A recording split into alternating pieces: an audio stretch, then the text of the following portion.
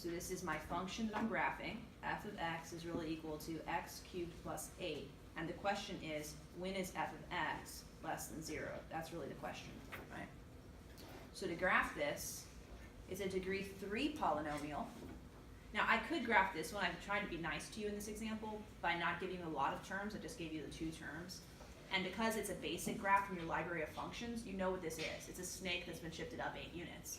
But had you not known that, right, had you had something more complicated, you could have began with the rational zeros theorem, and you could have used the factors of 8 divided by the factors of 1 to get all your possibilities and gone from there. But either way, you need to be able to draw a sketch of this. Once you draw a sketch of it correctly, where are we going to put our x-intercept? That's the question.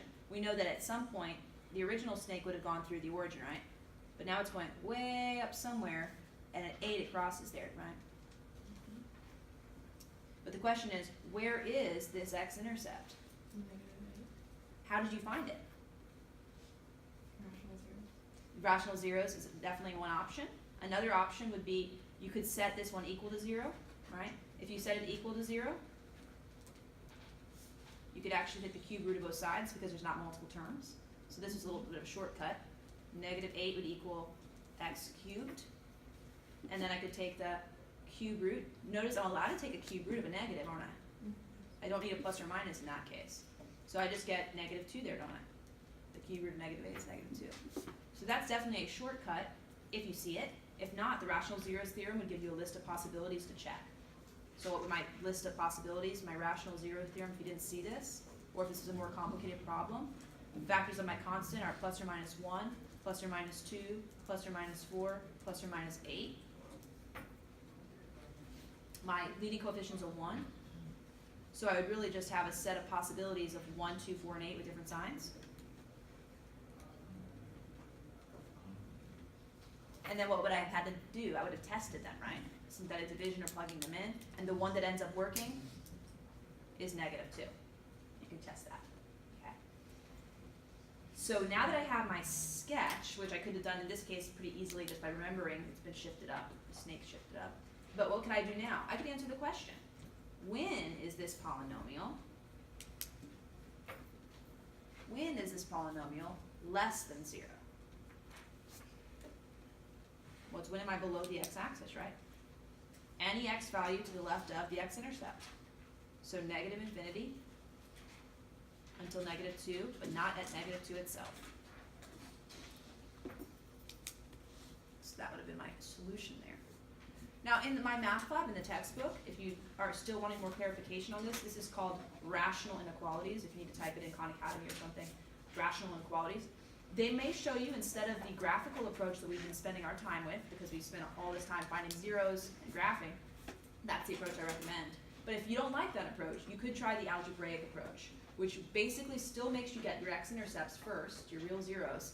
But then what you do is you simply make a little number line. You put your x-intercepts here, so like here, my x-intercept is negative 2. You can't see that. You get a little number line going on. You put your x-intercepts there if it's a polynomial. If it's a rational function, you'll put your vertical asymptotes as well. Okay? But in the case of polynomial, you just put your x-intercepts there. And then you check what's happening with the sign chart to the left and to the right of it. What do I mean by that? Here's the function. F of x equals x cubed plus 8. What would happen if you picked a number to the left of negative 2? Like negative 3. If you put a negative 3 in there, you're going to have negative 3 times negative 3 times negative 3, negative 27, right? And negative 27 plus 8, is that a negative or a positive number? Negative. So I get a negative number on this side. Then I pick a number to the right of negative 2. I like 0. 0, okay? Okay. 0 cubed is 0. 0 plus 8? It's positive. So when am I less than 0?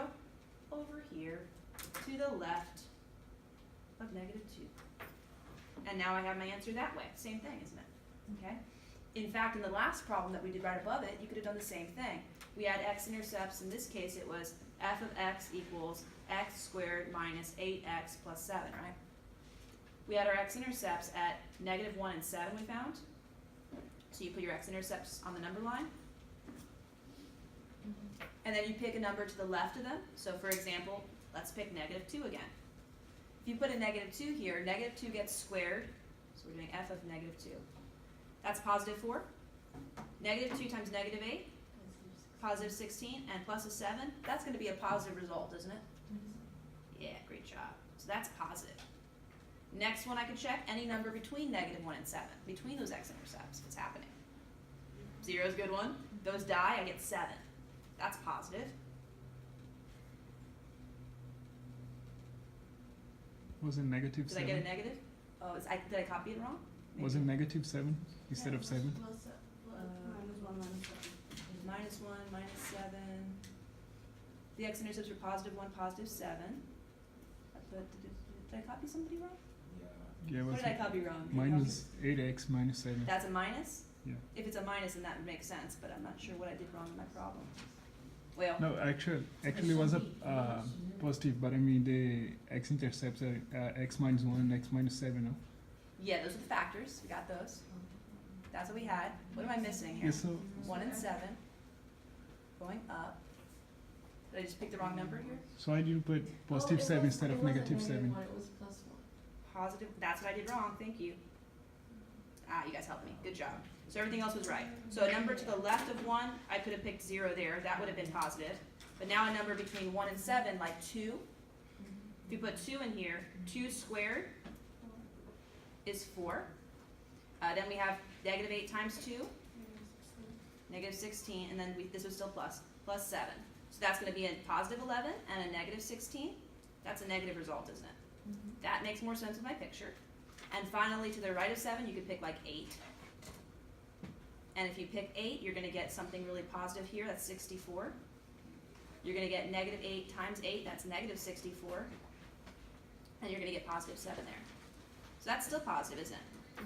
And then that answers our question the same way, because it asks you, when am I greater than or equal to 0? That's going to be this region and this region, which makes perfect sense with our answer. Thank you for catching my